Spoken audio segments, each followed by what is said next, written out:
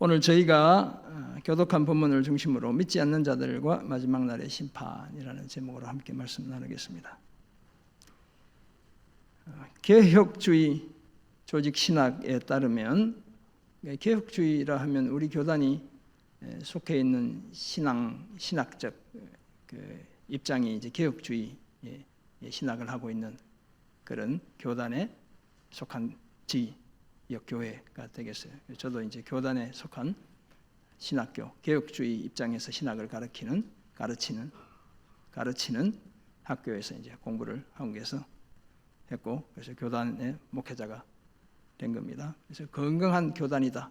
아직까진 대한민국에서 그렇게 말할 수 있고, 그래서 건강한 교단에 지역 건강한 교회에 속해 있는 건 신앙생활의 큰 복이다. 이렇게 말씀드릴 수 있습니다. 여러분들이 좋은 교회를 잘 선택해서 신앙생활을 잘하고 계시다. 이렇게 감히 말씀드려요. 개혁주의 조직신학에 따르면 영원하신 하나님의 예정엔 선택과 유기의 두 요소가 있습니다.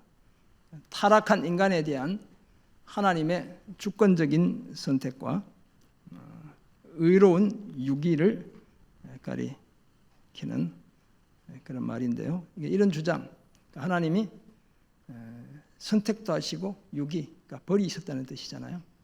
유기하셨다는 이런 주장을 이중 예정론이다 이렇게 말하고요. 이건 최근에 주장한 것이 아니고 어거스틴부터 칼빈 선생님에 이르기까지 계속 주장해 온 바가 있는 그 신학적 입장이 되겠습니다. 선택받은 사람은 하나님의 은혜와 성령의 주권적인 역사를 통해 예수를 믿고 죄를 용서받고 생명으로 나아갑니다. 반면에 유기의 대상인 사람은 하나님의 간과하심으로 인해 믿음과 회개 없이 계속 죄를 짓다가 결국 심판을 통해 영원한 죽음에 처하게 되고 마는 겁니다. 현대의 자유주의 신학자들은 하나님이 누군가를 버리거나 방치하기로 예정하셨다는 주장에 반대합니다. 선하신 하나님이 진작부터 어떤 사람은 구원하기로 작정하고 어떤 사람은 버리기로 작정했다는 말에 동의할 수 없다는 거예요. 하지만 성경은 곳곳에서 하나님의 이 유기의 요소들을 드러내 보입니다. 그리고 사실 이것은 하나님이 진작에 누구를 포기하셨다, 괄호 밖에 두셨다 그런 말이 아니라 믿음 없는 사람이 집요하게 반복해서 죄를 짓는다는 사실을 뜻합니다. 회개의 기회가 주어져도 전혀 돌이키지 않기 때문에 하나님이 저들을 내버려 두신 것이다 이렇게 말하는 거예요. 사실 이런 사람들에 대해 딱히 잘 표현할 그런 방법이 없기도 하죠. 그런데 오늘 본문 속에서도 유기의 요소가 내재되어 있습니다. 불신자들은 고집스럽게 하나님의 아들이신 예수님을 거부하고 그 말씀을 받지 않기에 소위 버림받은 자들이죠. 오죽하면 오늘 보면 40절을 보면 하나님이 보고 깨닫고 고침을 받지 못하도록 그들의 눈을 멀게 하시고 그들의 마음을 완고하게 딱딱하게 하셨다고 말씀하실 정도입니다.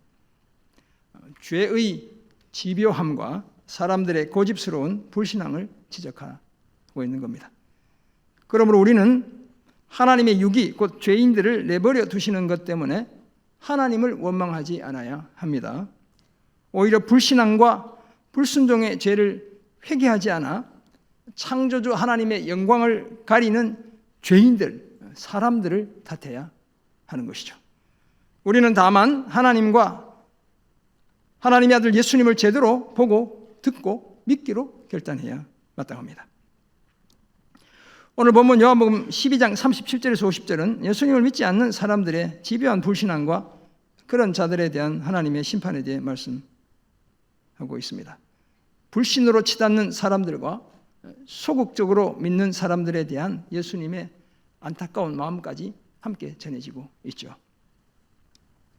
저들은 하나님이 보내신 예수님을 믿지 않기에 하나님을 믿지 않는 자들이고 예수님을 거부하고 그 말을 받지 않기에 심판이 불가피합니다.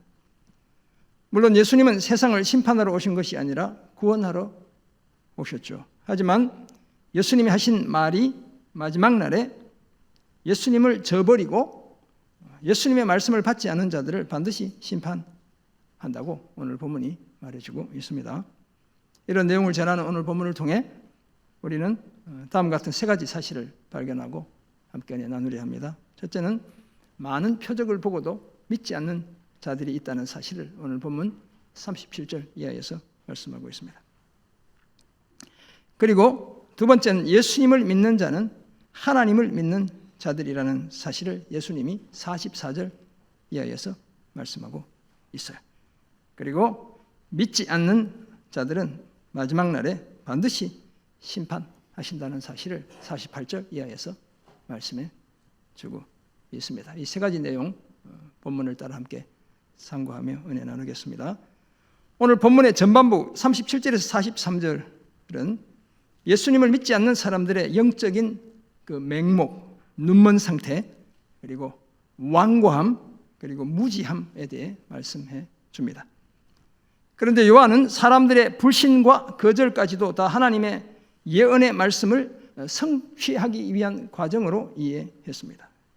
그리고 예수님을 믿는 것은 예수님을 보내신 하나님을 믿는 것이고, 예수님을 본 것은 예수님을 보내신 하나님을 본 것이라고 말합니다. 반면에 예수님을 저버리고 예수님의 말을 받지 않는 자는 마지막 날에 심판이 불가피하다는 사실을 분명히 밝힙니다. 이런 이해를 바탕으로 우리가 오늘 본문에서 발견하는 첫 번째 사실로 많은 표적을 보고도 믿지 않는 자들이 있습니다. 본문 37절에 따르면 예수님이 이렇게 많은 표적을 사람들 앞에서 행하셨지만 그를 믿지 아니하니 이렇게 말하고 있죠. 사람들이 예수님을 도무지 믿지 않았다는 거예요. 그리고 그 이유는 놀랍게도 주여 우리에게서 들은 바를 누가 믿었으며 주의 팔이 누구에게 나타났나이까라는 선지자 이사야의 말씀을 이루기 위해서였습니다. 고난받는 하나님의 종에 관한 예언, 이사야 53장 전체가 이제 그런 메시아에 관한 예언인데, 그 예언의 시작이 그렇죠. 1절을 보면 우리가 전한 것을 누가 믿었느냐? 여호와의 팔이 누구에게 나타났느냐라는 이 말씀을 인용해 38절에서 말씀해 주고 있습니다. 그런데 표적을 본 저들이 능히 믿지 못한 것은 이사야 선지자의 또 다른 예언의 말씀을 성취하기 위함이라는 사실도 밝힙니다. 그 예언의 말씀이 이사야 6장 10절을 인용한 오늘 본문 40절인데 우리가 한번 같이 읽어보겠습니다. 시작.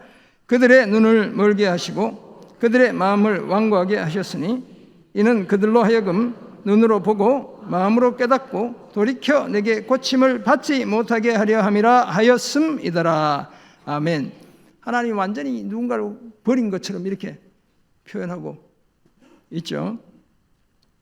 하지만 하나님께서 자기 백성들이 마음을 부드럽게 하여 눈으로 보고 마음으로 깨닫고 돌이켜 고침받는 것 싫어하신다는 이런 말씀이 아닌 겁니다. 진정한 회개를 모르는 저들의 지독하고 집요한 불신앙과 불순종을 지적하고 있는 말씀이에요. 그러니 결국 나라가 망할 수밖에 없었죠. 이사야 예언 이후에 BC 한 740년대로 보면 586년에 나라가 완전히 멸망하니까 백수십 년 지나서 나라가 망하게 되는 거예요. 그런데 이사야가 이렇게 말한 것은 주의 영광을 보고 주를 가리켜 말한 것이라고 41절에서 말씀합니다. 여기서 주는 당연히 이사야가 본 주는 여호와 하나님을 가리키겠지만 오늘 본문에서는 이 주가 예수님을 지칭한다 이렇게 이해할 수 있습니다. 그래서 NIV 같은 성경에 보면 아예 주라는 말을 대신 예수님, 지저스라고 번역해 놓고 있기도 해요. 우시야 왕이 죽던 해 이사야가 환상을 보게 되죠. 이사야 6장 1절을 보면 우시야 왕이 죽던 해는 BC 740년경이다 이렇게 보시면 됩니다. 주께서 높이 들린 보좌에 앉으셨고 그 옷자락은 성전에 가득한 환상을 보았습니다. 스랍들, 이제 천상의 존재들이고 모시고 섰는데 각기 6날개가 있어 그 둘로는 자기의 얼굴을, 둘로는 자기의 발을 가렸고 나머지 둘로는 날고 있는 이런 모습이었습니다. 서로 불러 이르되 거룩하다, 거룩하다, 거룩하다. 만군의 여호와여 그의 영광이 온 땅에 충만하도다라고 찬양하고 있죠. 하나님의 그 삼중적인 거룩을 노래하는 장면이 바로 이 장면이 되겠습니다. 이런 주의 영광을 보았고 주에 관해 주님에 대해 말했다는 것인데, 이것은 사람들의 불신앙과 완고함에 대해 그때 이미 다 주의 이름으로 예언했다는 사실을 뜻하는 겁니다. 그때의 사람들이나 지극히 거룩하신 예수님이 행하시는 많은 표적을 보고도 믿지 않는 예수님 시대의 사람들이나 다 매 한 가지라는 사실을 말씀해 주고 있습니다. 그런데 이런 모습까지도 하나님의 예언의 말씀을 성취하기 위한 과정이라고 이야기하는 거예요. 한편 관리들 중에 예수님을 믿는 사람들이 많았지만 바리새인들 때문에 드러나게 말하지 못했습니다. 왜냐하면 출교를 당할까 두려웠기 때문이었습니다. 이 드러나게 말하다는 것은 공적으로 예수님을 시인하는 것, 이 호몰로게오인데 예수님을 자신의 구주로 고백하는 것을 이야기하고, 출교를 당하다는 말은 이 헬라 원어로 보면 회당에서 쫓겨나다는 단어가 사용되고 있어요. 그러니까 이 시대에 회당 공동체가 유대인 사회에 얼마나 중요한 역할을 했는지를 우리가 알 수 있어요. 그러니까 회당에서 쫓겨나면 많은 불이익을 당해야 하니까 그것이 두려워 예수님을 공개적으로 고백하며 믿는다고 말하지 못했다는 거예요. 이런 사람들은 하나님의 영광, 하나님의 인정과 칭찬보다 사람들의 영광, 곧 그 인정과 칭찬을 더 사랑한 사람들이죠. 영광 그 자체이신 예수님을 드러내놓고 믿기보다 일신의 영달과 삶의 안위를 먼저 추구하는 믿음이 나약한 바로 그런 사람들이었습니다.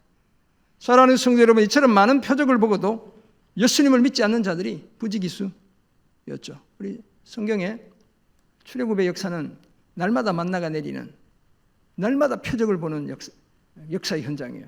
그래도 남자들 60만 명 이상이 다 광야에서 주님을 제대로 믿지 않아 죽어야만 했죠. 표적이 믿게 하는 게 아니라는 사실을 우리가 알 수 있죠. 저들은 예수님을 믿음의 대상이 아니라 이용의 대상으로 여길 뿐이었습니다. 그러니 들어도 믿지 않았고, 심지어 하나님의 그 능력의 팔이 나타나도 믿지 않았습니다. 눈이 멀었고 마음마저 완고했기에 눈으로 보고 마음으로 깨닫고 돌이켜 고침을 받을 수 없었습니다.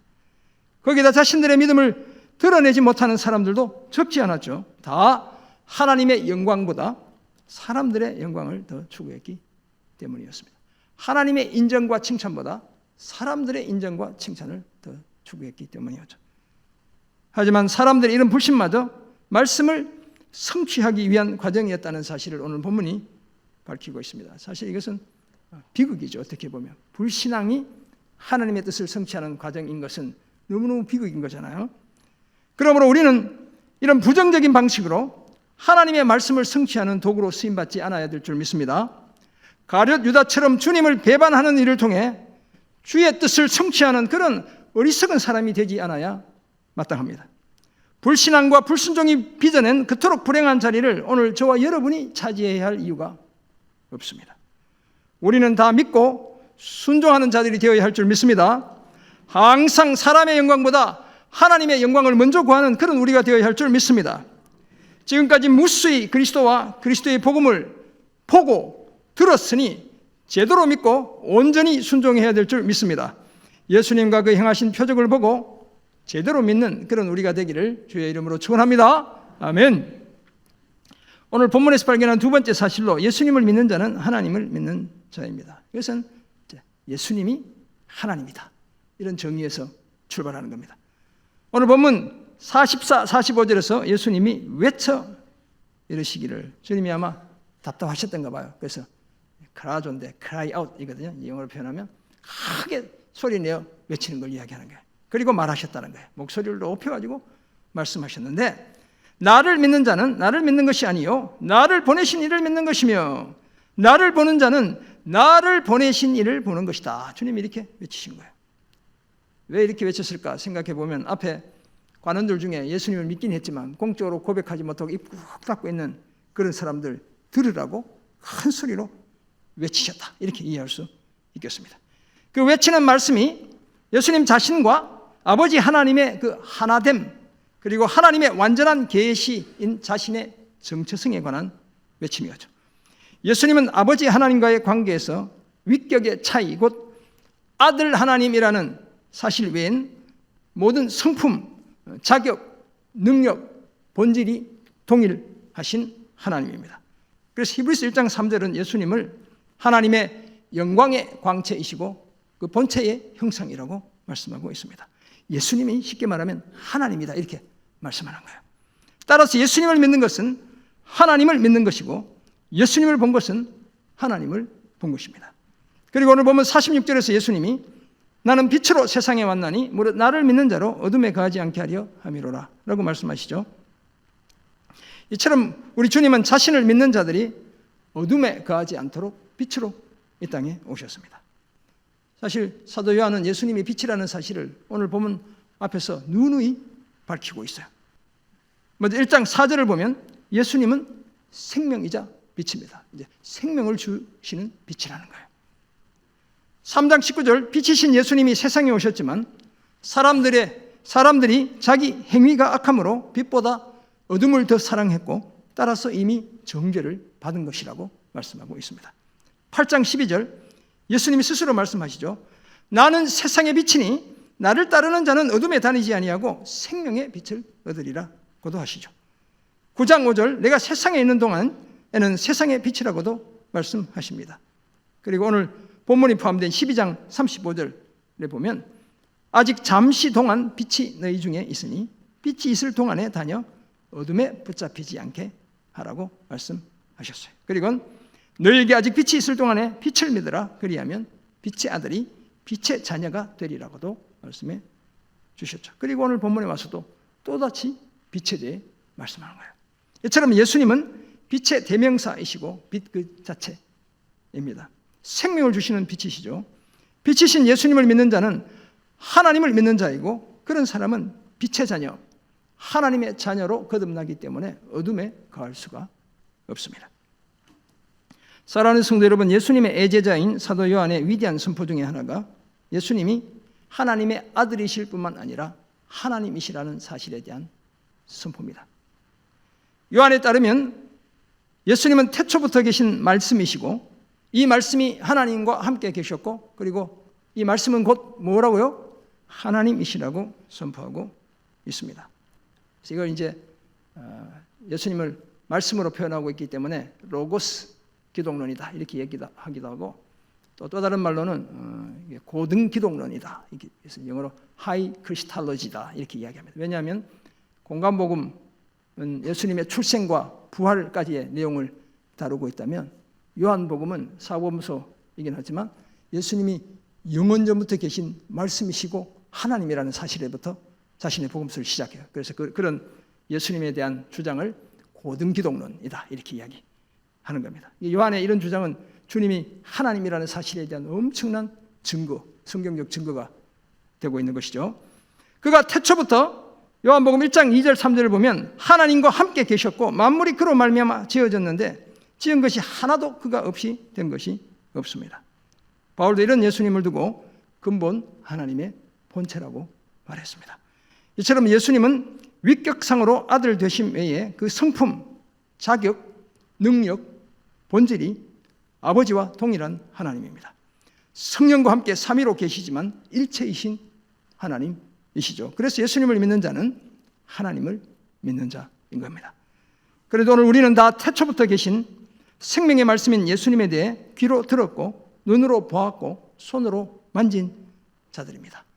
사도 요한이 같은 복음서를 기록한 요한이 서신서를 기록하며 성도들에게 편지 쓸 때 성도들을 향해 예수님에 대해 귀로 들었고 눈으로 보았고 손으로 만졌다고 이야기하고 있어요. 그렇다면 예수님이 누구신지 제대로 알고 믿어야 합니다. 예수님을 인격적으로 경험하며 살아가는 사람들이 성도님들 여러분이다 이렇게 이야기하는 거예요. 그리스도이신 예수님은 하나님의 아들이실 뿐만 아니라 하나님이시죠. 우리 모두의 생명이고 빛이십니다.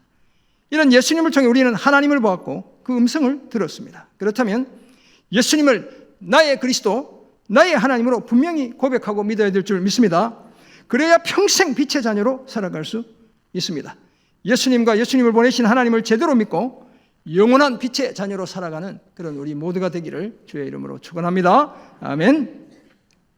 오늘 본문에서 발견하는 마지막 사실로 믿지 않는 자들은 마지막 날에 심판을 받습니다. 믿음 없음에 대한 하나님의 심판은 너무나 분명하고 확실합니다. 제가 하박국 강의 설교할 때도 말씀드렸지만 우리는 하나님의 심판이 있기 때문에 모든 잘못된 것이 반드시 올바르게 교정된다는 사실을 믿습니다. 오늘은 이 왜곡되고 일그러진 현실, 우리의 힘으로 고칠 수 없는 현실을 살아가고 있지만 하나님의 심판 때문에 그날엔 반드시 모든 왜곡된 것, 일그러진 것이 바르게 교정된다는 사실을 우리가 심판의 교리를 통해 알 수 있게 되는 것이죠. 오늘 보면 47절에서 예수님은 사람이 내 말을 듣고 지키지 아니할지라도 내가 그를 심판하지 아니하노라. 내가 온 것은 세상을 심판하려 함이 아니요 세상을 뭘 하려 오셨다고요? 구원하려 함이로라 라고 말씀하시죠. 예수님은 요한복음 3장 17절에서도 하나님이 그 아들을 세상에 보내신 것은 세상을 심판하려 하심이 아니요 그로 말미암아 세상이 구원을 받게 하려 하심이라고 같은 말씀을 하신 바 있습니다. 그런데 같은 요한복음 본문 안에서도 다른 말씀도 주님이 하셨어요. 예를 들면 요한복음 5장 22절 27절에서는 아버지께서 아무도 심판하지 아니하시고 심판을 누구에게 맡겼다고요? 다 아들에게 맡기셨다. 그럼 예수님이 심판하신다는 거예요? 안 하신다는 거예요? 하신다는 얘기죠. 뿐만 아니라 27절 또 인자됨으로 말미암아 심판하는 권한을 주셨다라고도 말씀하고 있죠. 인자는 누굴 가리킬까요? 예수님을 가리키니까 심판하시는 분이라는 사실을 말씀하고 있죠. 요한계시록에 따르면 하나님의 어린 양이신 예수님은 최후의 심판자이세요. 하지만 오늘 본문에선 심판하지 않고 구원하러 오셨다 이렇게 얘기하시죠. 이것은 심판보다 구원을 더 앞세우시는 주님의 모습을 우리가 보게 되는 겁니다. 예수님이 이 땅에 오신 1차적인 목적이 심판을 받아 마땅한 죄인을 구원하는 것이기 때문이에요. 그럼에도 불구하고 믿지 않는 자들은 반드시 심판을 받습니다. 그래서 예수님은 나를 저버리고, 이 저버리다는 말은 거절하다는 뜻입니다. 나를 거절하고 내 말을 받지 아니하는 자를 심판할 이가 있으니 곧 내가 한 그 말이 로고스가 마지막 날에 그를 심판할 것이다 라고 말씀했습니다. 마치 모세의 입을 통해 선포된 율법이 모든 사람을 정죄하고 심판했듯이 예수님이 선포하신 그 말씀이 마지막 날에 그 역할을 하게 될 것을 주님이 말씀해 주셨습니다. 따라서 예수 그리스도와 그리스도의 복음을 거부하는 자들은 반드시 그에 상응하는 대가를 치르게 되어 있습니다. 다만 지금은 그런 자들까지 구원하시기 위해 하나님께서 심판을 유보 또는 유예하고 계신 겁니다. 이런 유예 또는 유보는 한 영혼이라도 더 구원하시려는 하나님의 한없는 사랑과 자비와 긍휼하심에 기인하는 거예요. 이후 예수님이 자신은 하나님의 뜻과 일치되게 사역하고 계심을 반복적으로 말씀해 주셨어요. 그래서 내가 내 자의로 내 마음대로 말하는 것이 아니고 나를 보내신 아버지께서 내가 말할 것과 이룰 것을 친히 명령하여 주셨다고 말씀합니다. 주님이 엄청 겸손하신 이야기를 하고 있죠. 자신의 말이 하나님의 말씀이라는 강력한 주장을 함께 주님이 하고 계신 거예요. 그리고 나는 그의 명령이 영생인 줄 아노라. 그러므로 내가 이르는 것은 내 아버지께서 내게 말씀하신 그대로니라 라고 하셨어요. 하나님의 명령이 영생인 줄 안다고 하신 이유는 하나님의 말씀을 듣고 믿고 순종하는 그 길에 영생이 자연스럽게 따라오기 때문에 그렇습니다. 그래도 자신의 말은 아버지께서 자신에게 말씀하신 그대로라고 하셨죠. 하나님의 뜻에 자신의 말이 조금도 어긋남이 없다는 사실을 힘주어 강조하셨습니다. 이처럼 예수님은 철저히 하나님과 그 말씀을 중심으로 삶을 살아내셨습니다. 사랑하는 성도 여러분, 믿음 없음 곧 불신앙은 반드시 심판을 초래합니다. 그것도 긍휼이 없는 심판을 당하게 되고 따라서 영원한 죽음이 불가피합니다. 예수님이 십자가를 통해 하나님의 구속 사역을 완성한 지금은 은혜 받을 만한 최적의 때이고 구원의 날인 줄 믿습니다. 그렇다면 세상을 구원하기 위해 오신 예수님을 영접하고 그 말씀을 받아야 마땅한 겁니다. 더구나 그 말씀은 하나님의 말씀이고 영생이 보장된 말씀이죠. 그러므로 불신앙에서 비롯된 고집스러운 거절과 지속적인 외면으로 심판을 당할 것이 아니라 이제는 돌이켜 믿어야 될 줄 믿습니다. 제가 직장 다닐 때 회사의 전략기획부서에서 일을 했습니다. 한참 동안 이제 일을 했고 해외기획 가서 이제 외국에 뭐 이렇게 회사를 만들고 지사를 세우고 하기 전까지는 계속 이렇게 사업 계획을 세우고 이렇게 중장기전 비전을 세우고 뭐 이런 일들을 이제 주로 했어요. 제가 다니던 회사가 이제 정보통신 회사였는데, 그러니까 LG 정보통신 뭐 이렇게 이제 제가 다니던 회사 이름이 바로 그런 의미예요. 그러면 회사에서 이 제시하는 캐치프레이즈가 있었는데, 직가 사회를 선도하는 인재들의 회사. 이게 이제 그게 80년대 말에 우리 사장님이 정장을 하는 사장님이 계셨는데, 이분이 던진 우리가 회사의 큰 비전이 지식과 가치 사회를 선도하는 인재들의 회사 이런 거였어요. 그러니까 지금 이제 사실 지식 가치 사회가 뭐 완벽하게 지금 도래해 있는 그런 시대인데, 저는 이제 그 비전과 우리 회사가 하는 사업 아이템을 보니까 잘 될 수밖에 없는 회사였어요. 승승장구하리라 철석같이 믿었습니다. 그 주식시장에 드디어 회사가 상장을 하게 되었어요. 그러면 이제 회사 다니는 종업원들에게 우리 사주를 배분하게 돼요. 저는 이제 그때 근속연수 계산해서 2,000주를 받게 되었어요. 그래서 7,000원에 2,000주를 사라 이렇게 이제 회사에서 하길래 돈이 없지만 그랬더니 회사에서 돈도 빌려줄게 이렇게. 그럼 당연히 사야 된다. 이렇게.